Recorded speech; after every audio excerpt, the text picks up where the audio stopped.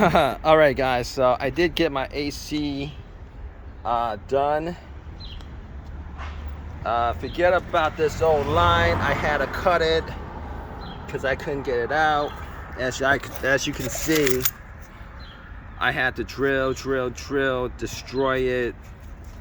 I don't really care about the old lines from the back. It would take maybe like over $1,000 just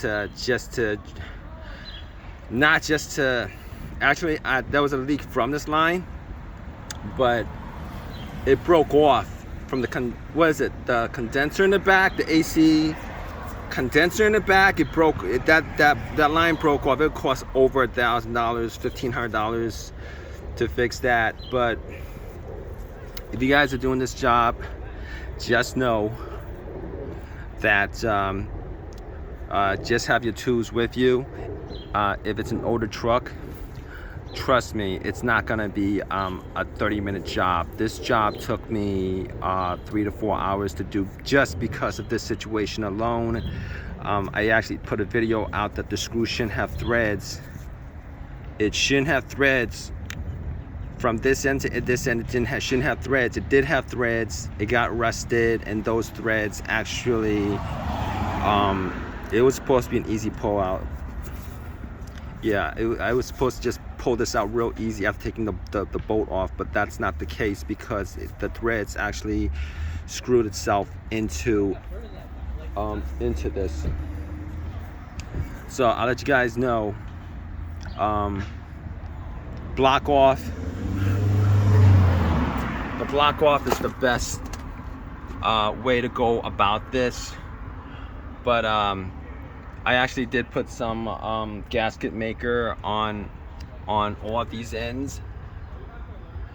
Put some gasket makers on all the ends, and I'm just gonna zip tie these two right here, and hopefully we're all good with that. Hopefully I don't have a leak on any other portions of the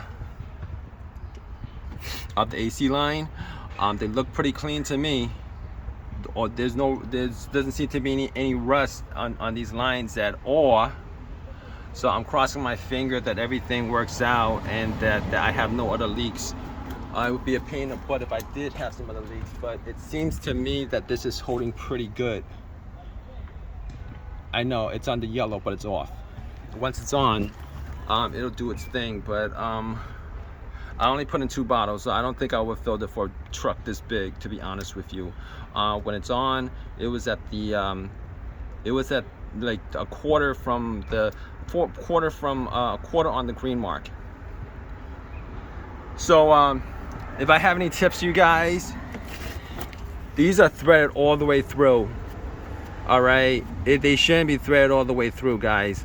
All right, this should be flat, because when it's threaded all the way through, even if there's no thread on the other end, trust me, that rust is going to keep it from moving, and you're gonna have to drill it off. But in this situation, I was really careful about it. I was really careful about it, because this could go from real easy to possibly an absolute nightmare in a hurry if you guys aren't careful with this. If you bend these lines, because they're aluminum lines.